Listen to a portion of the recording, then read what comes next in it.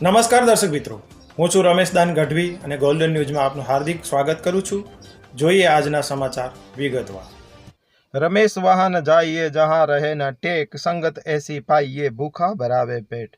ચોરે ને ચોકે જે બાબતની ચર્ચાએ રંગ જગાવ્યો છે અને જેના લીધે રાજકારણમાં ગરમી આવી છે, એવી અબડાસાની બેઠક પર 32 જેટલા ફોર્મ ભરાઈ ગયા, પરંતુ 32માંથી હંમેશા બે પક્ષ ભાજપ અને કોંગ્રેસની લડત થાય તેવું માનનારા માટે હવે વિષયમાં ફેરફાર થયો હોય તેવા સંકેત જોવા મળી રહ્યા છે, જેનો કારણ છે એક તબક્કે નક્કી થયેલ કે મુસ્લિમ સમાજનો કોઈ પણ ઉમેદવાર ચૂંટણી નહીં લડે, પરંતુ તે બાબતે પ્રજાની માંગને ધ્યાનમાં લઈને ફેરફાર થતા અબડાસા વિસ્તારના જ લોકચાહના ધરાવતા અને મુસ્લિમ સમાજમાં બોડી નામના ધરાવતા હનીફ હાજી જાકુબ બાવા પડ્યાર અને ભુજથી અખિલ કચ્છ સુન્ની મુસ્લિમ હિત રક્ષક સમિતિના પૂર્વ પ્રમુખ તેમજ અન્ય સમાજો સાથે પણ પોતાનો અંગત ગરોબો ધરાવતા હાજી ઇબ્રાહીમ હાલેપોત્રાએ ઉમેદવારી નોંધાવતા આ બંને ઉમેદવારો ભાજપ કોંગ્રેસના પરિણામ પર ચોક્કસથી અસર લાવી શકે છે તેવું હાલના તબક્કે લોકચર્ચામાં સાંભળવા મળી રહ્યું છે। અત્યાર સુધી અબડાસાએ હંમેશા કોંગ્રેસનો પલડો ભારી રાખીને ગઢ બનાવી દીધો હતો, પરંતુ કોંગ્રેસનો અંદરખાને ટિકિટ માટે થયેલ અસંતોષ બહાર આવતા માઠી અસર થવાની શક્યતાઓ જોવાઈ રહી હતી। તો તે જ રીતે કોંગ્રેસના ગત ચૂંટણીના ઉમેદવાર PM જાડેજાએ ભાજપ તરફથી ઉમેદવારી નોંધાવતા ભાજપે જીતના મનસૂબા બનાવ્યા હતા, જે બાબત લોકોમાં ચર્ચાનો વિષય બની હતી અને તેની સાથે નોંધવું ઘટે કે અબડાસાના ચૂંટણીના ઇતિહાસમાં કોઈ પણ ઉમેદવાર બીજી વખત વિજયી થયો નથી, જેના કારણે હાર ખમવી પડશે તેવું લોકજીભે સાંભળવા મળતું હતું।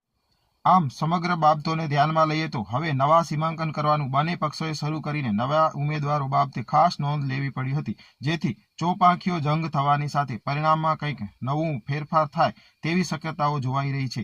તો આવો એક નજર કરીએ ચારે ઉમેદવારના ચહેરાની ચમક અને વાક ચાતુર્યતા પર।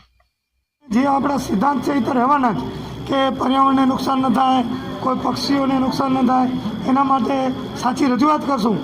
જ્યાં જ્યાં જરૂર હશે, જ્યાં આપણી મીઠી જાળી નુકસાન ન થાય, જ્યાં ઘાસ ન હોય એવી જગ્યા જ્યાં હોય ત્યાં પવનચક્કી કે પાવર લાઇન કે જે નાખે એનામાં કોઈ વાંધો નહીં।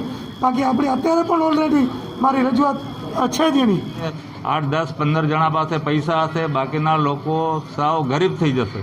તો આ પરિસ્થિતિ અટકાવવા માટે લોકોને આપણે લડત માટે અપીલ કરશું અને આની સામે લડાઈ કરશું અને આ મુદ્દા ઉપર અમે લોકો પાસેથી વોટ માંગીશું। બધાને અમે અલગ અલગ ક્લિપો જોડે, બધા સમાજને અલગ અલગ ક્લિપો જોડે આહવાન કરેલું છે। મુસ્લિમ સમાજ, દલિત સમાજ, દરબાર સમાજ, ભાનુશાલી સમાજ, અન્ય વર્ગે બધાની અલગ અલગ ક્લિપ કરી અને અમે વાયરલ કરેલી છે। અમે અબડાસાની જનતાએ ઊભો રાખ્યો છે સમાજે, કોઈ કે બે પક્ષો એની કોઈ વાત સાંભળતા નથી, એટલે માટે અમે ફોર્મ ભર્યું છે। ભાજપ હોય કે કોંગ્રેસ હોય, નાના માણસની અવાજ નથી પહોંચતી, એટલે મને અવાજ બનાવીને ઊભો રાખ્યો છે અને મને વિશ્વાસ છે કે મને ચૂંટીને બતાવશે।